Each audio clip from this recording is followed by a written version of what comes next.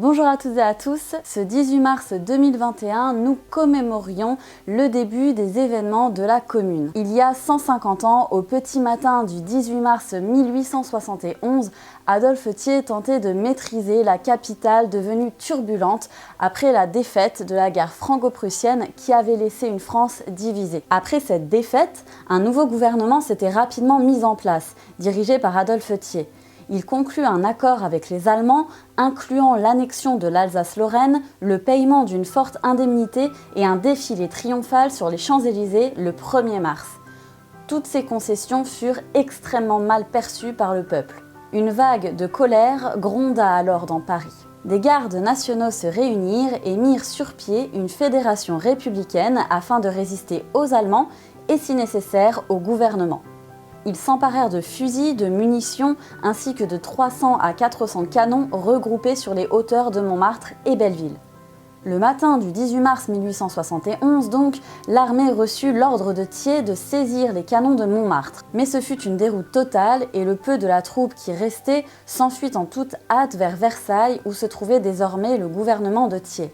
Paris était laissé aux mains du peuple. Le 26 mars eut lieu l'élection de la Commune de Paris au sein de laquelle l'extrême gauche emporta la majorité. La Commune fut proclamée le 28 mars 1871. Mais dans cet épisode, ce n'est pas tant l'histoire de la Commune que je voulais vous raconter, mais plutôt la mémoire que nous en avons aujourd'hui. Et pour cela, j'ai fait une sélection de quelques objets historiques ayant évidemment un lien avec le sujet. Je vous ferai le lien entre l'histoire, l'objet artistique et la mémoire qui en découle. Alors c'est parti parce qu'on a du boulot. Voici la colonne Vendôme. Avec les incendies de mai 1871, c'est probablement l'un des faits les plus marquants de démolition enclenchés par la Commune de Paris. Nous avons beaucoup de témoignages photographiques de cette démolition, car c'est à cette période que se répand l'usage de l'appareil photo. C'est vrai que pour documenter et informer, c'est un petit peu plus rapide qu'une peinture. La colonne Vendôme se situe sur la place Vendôme, qui à l'époque fut brièvement rebaptisée Place Internationale. Ce lieu est également le point de départ de quelque chose de nouveau qui se développe après les événements de la Commune. Il s'agit de visites guidées.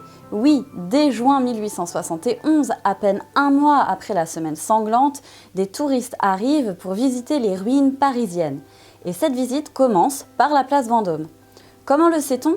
Eh bien par de nombreuses lettres et récits, mais surtout grâce à des éditions de guides touristiques permettant de suivre tout un itinéraire dans la ville pour en découvrir les restes. Mais bref, pour revenir à notre colonne Vendôme, un décret de la Commune du 12 avril 1871 ordonne la démolition de celle-ci.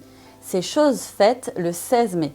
Ce décret déclare que la colonne est un, je cite, « monument de barbarie, symbole de force brute et de fausse gloire, affirmation du militarisme, négation du droit international, insulte permanente des vainqueurs aux vaincus, attentat perpétuel à l'un des trois grands principes de la République française, la fraternité ». Cette œuvre fut en effet érigée sur ordre de Napoléon Ier entre 1806 et 1810 pour commémorer la bataille d'Austerlitz. 1200 canons ennemis russes et autrichiens saisis durant la bataille auraient été fondus pour participer à la construction de ce projet. Après la Commune, lors du 3e Conseil de guerre, le gouvernement règle ses comptes. L'artiste Gustave Courbet est alors accusé de s'être rendu coupable de la destruction.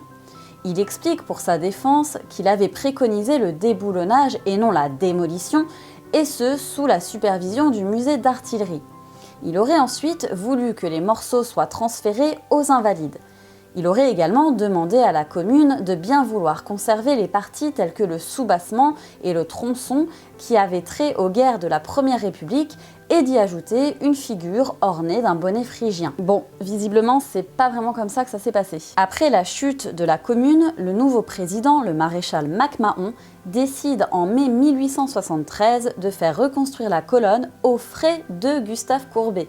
Celui-ci meurt avant de n'avoir pu régler sa dette. La colonne est terminée d'être restaurée en 1875 par l'architecte Alfred Nicolas Normand. Bien, de la statue commémorative, passons à la peinture. Voici une toile de Maximilien Luce. Il fut l'un des principaux illustrateurs de la revue anarchiste Les Temps Nouveaux. En 1901, c'est le 30e anniversaire de la Commune. Il va faire une série de dessins, d'estampes et de peintures pour l'occasion. En peignant cette œuvre entre 1903 et 1905, on peut voir qu'il peint ce mouvement des communards et son écrasement occulté par l'historiographie officielle républicaine. Maximilien Luce s'inscrit dans le développement d'une nouvelle peinture d'histoire clairement antimilitariste. Cette œuvre, intitulée Une rue de Paris en mai 1871, est exposée en 1905 au Salon des Indépendants. Le critique Gustave Geffroy en souligne la valeur d'actualité en écrivant que la peinture respire une torpeur épouvantée qui dramatise la vie sociale quand celle-ci se détraque subitement au choc des passions qui ensanglantent la rue de nos jours. L'œuvre est faite avec une nouvelle technique pour l'époque dont le précurseur est Georges Seurat. Le terme néo-impressionnisme naît en 1886 lors de la 8e exposition impressionniste. On trouve aussi les appellations divisionnisme ou pointillisme pour qualifier ce type d'art. La technique consiste à poser sur la toile des points de couleur pure, juxtaposés dans le but de renforcer la richesse, la solidité et l'éclat des tons. C'est l'œil du spectateur qui opère le mélange optique des pigments.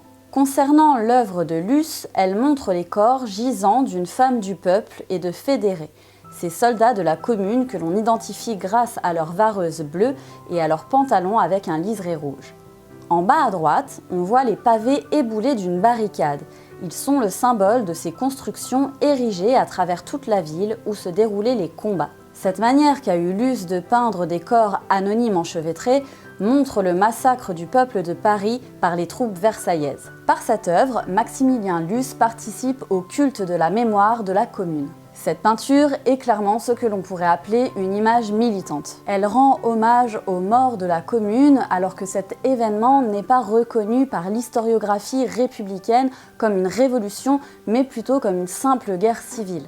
Lors de l'écrasement de la commune par les troupes françaises fin mai 1871, d'immenses incendies éclatèrent dans Paris. La plupart furent allumés de manière délibérée et visaient les grands bâtiments publics. Le palais des Tuileries, le palais royal, le palais de justice et la préfecture de police.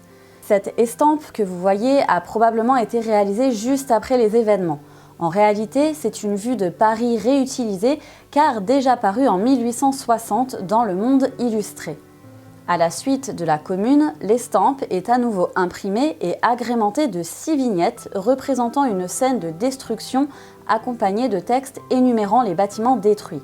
En y regardant de plus près, on voit les rues inchangées, paisibles, avec des promeneurs, des carrosses et des charrettes circulant dans les rues, ainsi que des bateaux et péniches sur la Seine. À nouveau, on retrouve cette idée de vouloir montrer les lieux qui ont subi la Commune pour faire perdurer la mémoire. Mais il y a également cette sorte de curiosité de la ruine très présente au XIXe siècle. Évidemment, ce plan, selon que vous soyez communard ou acteur du gouvernement, il n'aura pas la même portée symbolique et c'est intéressant de voir comment un même objet peut à la fois servir et desservir l'un ou l'autre, il y a une vraie ambivalence. Et pour terminer, je voulais vous montrer les dégâts immortalisés dans un mélange de peinture et de photos. En France comme à l'étranger, les ruines de la Commune circulent sous forme d'estampes, de peintures, de gravures, etc. Et elles sont accompagnées d'un texte qui va servir d'interprétation, alors c'est soit à charge ou à décharge. Voici donc une photo de François Gobinet de Villecholle, appelé Franck. Elle montre l'avenue de la Grande Armée et la place de l'Étoile après la Commune. On voit ici comment l'armée française a bombardé continuellement les défenses fédérées à partir du 30 avril 1871. L'objectif, reconquérir Paris. L'ouest parisien a particulièrement été atteint alors qu'il l'avait peu été par le bombardement allemand lors du premier siège, à l'exception d'Auteuil. Franck photographie les rues de Paris peu de temps après les événements et se laisse fasciner par les ruines. Il concentre ses photos sur des lieux emblématiques des destructions. C'est ainsi qu'il participe à la construction d'une fiction d'un Paris détruit par les combats. Au-delà des intentions du photographe ou du peintre, ces images structurent un discours officiel qui dénonce entre guillemets les crimes de la Commune, mais montre également l'intensité de la répression. Toutes ces œuvres que vous avez vues sont le témoignage d'une révolution qui peine encore à être intégrée dans les consciences. Alors, choix politique, erreur historiographique, je vous en laisserai seul juge. En tout cas, c'est par cette économie visuelle et symbolique que dans l'imaginaire des spectateurs de l'époque, les défaites de l'année terrible pouvait être sublimée en une victoire morale permettant de louer l'héroïsme et la gloire des vaincus. Et ce qui est certain pour nous aujourd'hui, c'est que ces œuvres incarnent l'histoire et la mémoire. Je terminerai donc sur ces belles paroles. J'espère que cet épisode sur la Commune vous a plu. Si c'est le cas, vous savez ce qu'il vous reste à faire en cliquant sur le pouce bleu. N'hésitez pas à m'écrire un commentaire sous cette vidéo pour me dire ce qu'évoquent les événements de la Commune chez vous, si vous connaissez très bien ou au contraire pas du tout. Bref, votre ressenti. Et puis, je vous invite à vous abonner si ce n'est pas déjà fait, à activer la cloche des notifications pour être prévenu dès qu'un nouvel épisode d'Histoire de Guide est en ligne. Pour l'heure, je vous remercie et vous dis à très bientôt.